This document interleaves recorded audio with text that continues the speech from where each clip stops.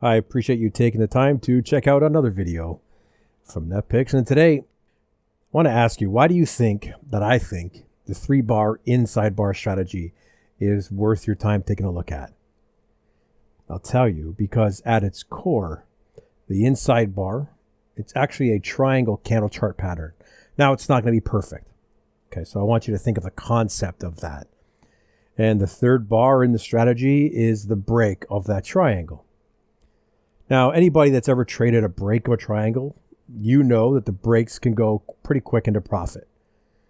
Even better, sometimes you can catch the trend of an extended price move. And looking here, this is what an inside candle looks like. Now, there's some debate whether an inside bar can have its high or its low or both equal to the first candle. But for me, as long as it remains inside the high-low range, it's an inside bar. Okay, and price is in consolidation. But once price action starts to move one tick or a pip outside the range, well, then it's no longer an inside bar. However, once we have equal highs and equal lows, we actually have more of a trading range, a sideways range, and less of that triangle setup. So if that does happen, I don't expect the same reaction, okay, once that pattern does break. And we're going to talk about the rules in a minute. So when we see an inside candle, a trader should see that there's a pause in the volatility of the price movement. Okay, it's these pauses that we want to take advantage of. So here in this graphic, you can see a few things we just talked about. You can see that inside bars resemble triangles on lower time frames. And you can have multiple inside bars inside of that one main bar called the mother bar. Now, this stock eventually does gap up and over top the triangle and over top of the mother bar during that breakout. And once you see the rules, you're going to see why this is not a trade you could have taken anyway. It's just an example. So what are the rules?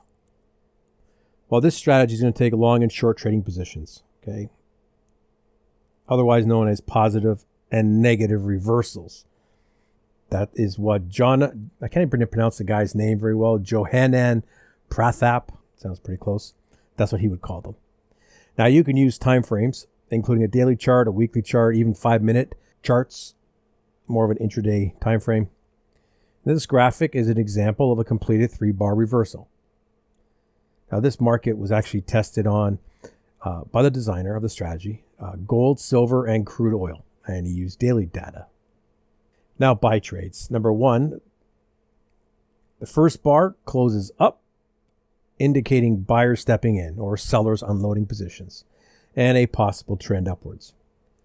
At number 2, we have a second bar forms inside the entire range of the first bar, becoming an inside bar. It's pretty much a pullback in price. And the third bar will close higher than the close of the first candle, completes the pattern, right? It's also the entry price, and that's the closing price of that candle or close to it. On this chart here, this is a 1-hour stock chart. So we're going to ask ourselves some questions. Do we have a candlestick closing up to make a candle number 1? Yes, we do. That's those black arrows. That's a potential long setup. Do we have an inside candlestick forming? Yes. Third question you want to ask yourself, does that third candle close higher than the first candle? Yes. Well, then we have a trade in a potential uptrend. But now I want you to take a look at that area with the star. And this is where details matter.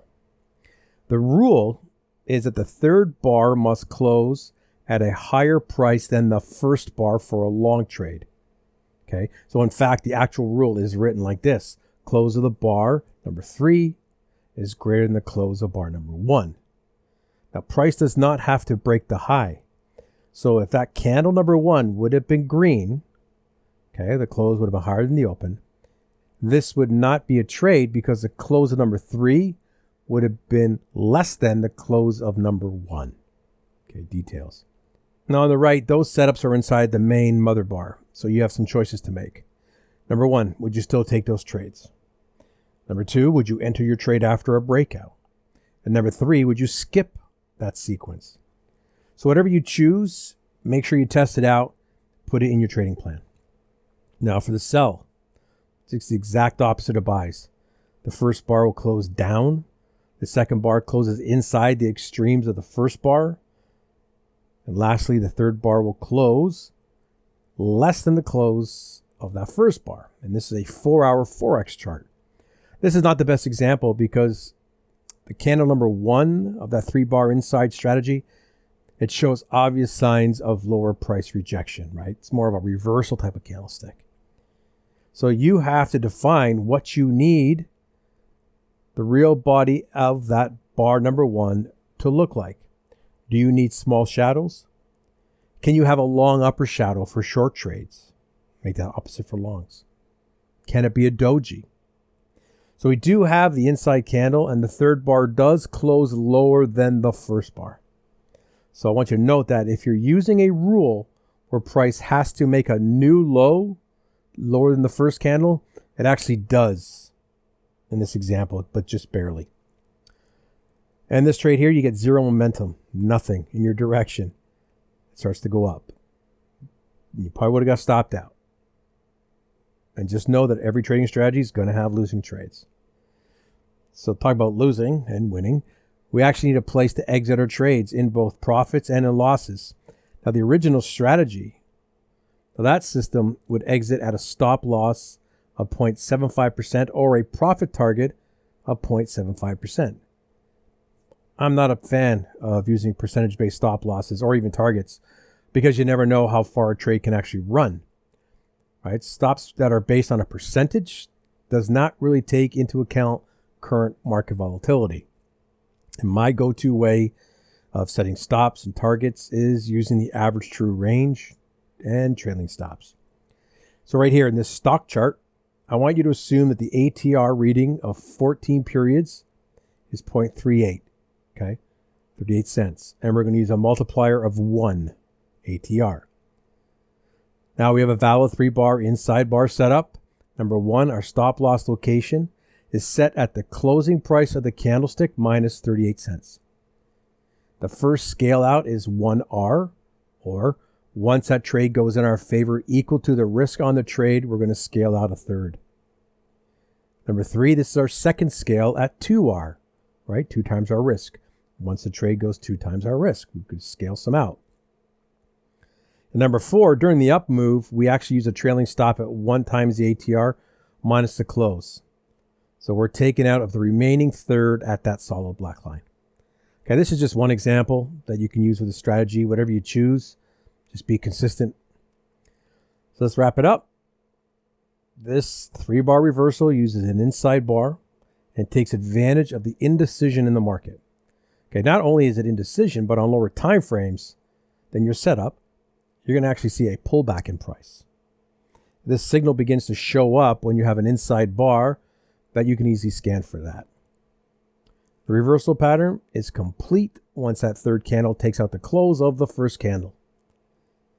Now, traders that are in profit on the original setup, you may consider using further setups as continuation patterns. So once that reversal is complete, you just add to your current position. Now, the biggest change that I would make is to ensure that you're looking at a trending market. And you can use a simple trend structure of higher highs and lows for an example of an uptrend. And I think that could add to the success of each reversal, especially when we're looking at a really smooth trending market. Thanks for watching. Any questions, comments, hit below. Subscribe, and we'll see you in the next video.